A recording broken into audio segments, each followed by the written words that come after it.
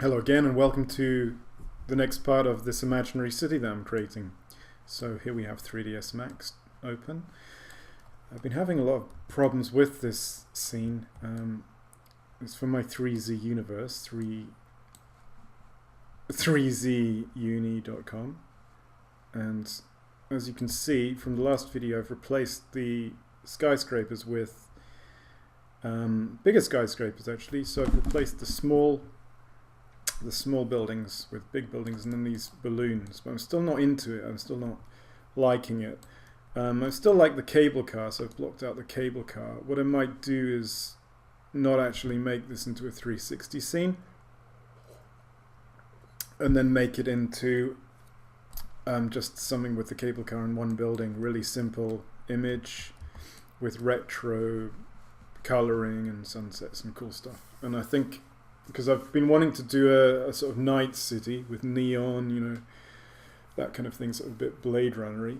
But not Blade Runner, more like the new Blade Runner, but different, not like the old Blade Runner, because that's, although that's good, it's, people always do that. I want my stuff to look different. So anyway, so here is the scene so far, but I'm still not quite sure of it, so I might just do it like that, because when you're doing a 360, it has to all kind of come together. You know, a 360 VR, and at the moment it just basically looks like I've just duplicated this building and these dirigible balloons. A dirigible is a floating balloon like a Zeppelin thing. So I'm just going to go ahead and open up the cable car that I was working on. So you can see that was blocked in. So now here are the cable cars. The cable car that I'm working on. And as you can see, it's quite detailed. And I was using as reference just a really small grainy photo of the cable cars in Expo 70, in the Japan Expo 70. I really love the Expos from this time. Expo 67 and then now Expo 70 is a really interesting one to look at as well. So anyway, so getting that kind of retro goodness feel, and just modeled it up, and this is basically, shall I ungroup this to show you what it is, how it looks. Ungroup it again, double grouped it.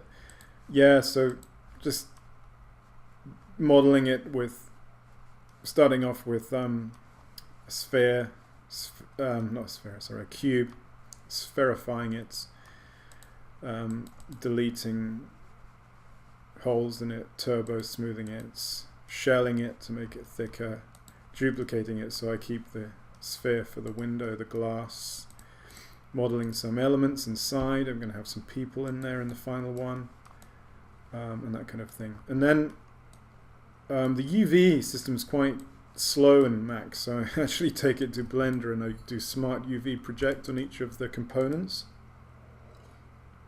And then I group them together and export them as an OBJ file and then take them to Substance Painter, but you'll see more of that later.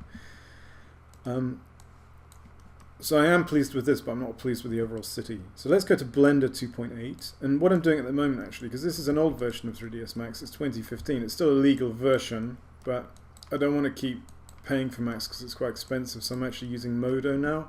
And I was thinking of looking into a renderer like Octane or Arnold and paying monthly subscription, but at the moment I'm weighing that up because, as you can see, here's Blender, and I'm just going to go to the environment. So here's an HDRI image.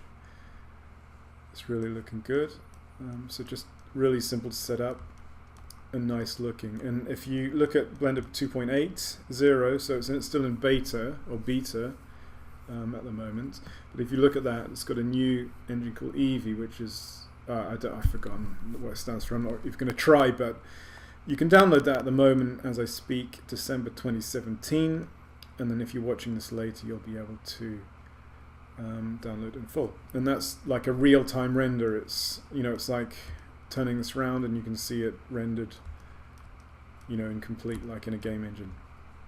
Whereas the moment Cycles in Blender just does that grain and then it renders as you stop. But it's still good. So anyway, so I think that's looking pretty cool. The pod very simple to change the HDRI. In the last podcast, I showed you some links to the Gleb Alexandrov HDRI tutorial, and it's great because because in the environment texture node you can just change the image, and then immediately the HDRI goes onto that. And there's some settings here in the tabs you have to do, like filmic. It's called filmic render, I think, to make it look good. But you know, it's pretty cool once you get into it and you get it. You know, Blender, the renderer in Blender has really cool options. I'm still not into the modeling in Blender. It's okay, but I'm testing out Modo, really finding that good. I mean, look at that image there. That is pretty sweet, isn't it? Even just a raw render, I mean, I usually take it to post-processing. So as you can see that cable cars are going to be coming kind of in a perspective like that, and then probably like one of these cool buildings. Well, I say it's cool anyway. It's one of these cool buildings. Like this in the background, looking like a big kind of monolith thing, and they'll have some hieroglyphics on it. And these buildings do look almost like something from the early 80s, which is interesting because the cable car is 70s design, and then it's contrasting with this building, especially these lights. Look at these lights at the top. It looks like something out of Tron, or something like in the UK we have a computer called the ZX Spectrum. Well, we had a computer called the ZX Spectrum, and that something about that reminds me of it. I was watching quite an interesting YouTube video called Micromen. I think it's on YouTube still, and it's about the rivalry between Sir Clive Sinclair and I've forgotten his name. Anyway, the person that had Acorn computers. So Acorn computers, they got a deal with the BBC to put computers in every school in the UK. I remember that as a kid.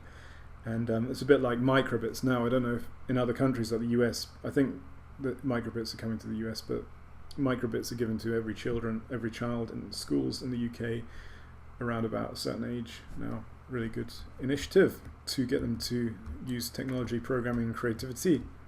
Creativity, I said, no, going up. Creativity. So that's basically what the this environment is going to look like now. And as I said, I don't think it's going to be an environment. It's just going to be a cool image, like a art poster, 3D graphics art poster for my 3Z universe. And as with all my 3Z universe stuff, I make a micro story with it, because that's part of the product that I'm kind of developing. You'll see as it goes along in early 2018, like in the spring, what I'm going to do with it. So these little stories will be part of the images, part of a product, the first product. So the story about this part, I'm yet to write it, so tune into that. Tune into my blog if you want to see that. If you want to sign up to my newsletters, that gives you more information, and you can get a free 3D model to download, and you get a free trading card print as well. So I'll put the link down below. It's 3zuni.com. Yeah, www.3zuni.com, and you can join me in the 3Z universe journey. That's it for today. So it shows you development. So starting off, the last few videos are about me wanting to make like a, an underwater city for that art station competition. Then I got disillusioned with that. Then I took it sort of architectonic buildings, a bit like Expo 67. Then the cable car idea, and then these big buildings. But who knows, in the end scene I might actually take these buildings down a bit and imitate almost the Expo 67 building. And I do have an old file that I did some art about it, and I'd quite like to get that model so I could just put it in there and then take it to post-pro. Sorry, I can't speak today, I don't know what's wrong with me. I apologize for that. And there goes the bells in the distance, this dark medieval town that I'm staying in. So I'll be rendering in this Blender, and then dark medieval time I'm staying in at the moment. It's not a permanent thing. So yeah, so that's the render, and then you'll see. So thanks very much for tuning in. Remember to subscribe to this YouTube channel for more of how I make my work and how you can use my ideas and what I do and the stuff I go on about for your own artwork. And any comments, and remember to check out my website, jamesigwillart.com/blog, and then www.3dzuni.com for tips, information, and also you can buy my artwork there. Thanks very much. I'm going to leave you now, bye, because I've got some work to do, and I've also got to paint, do some serious airbrushing on some other 3D Universe models that I've done as 3D prints that I'm going to photograph on the green screen this week. All good stuff before Christmas. Bye for now.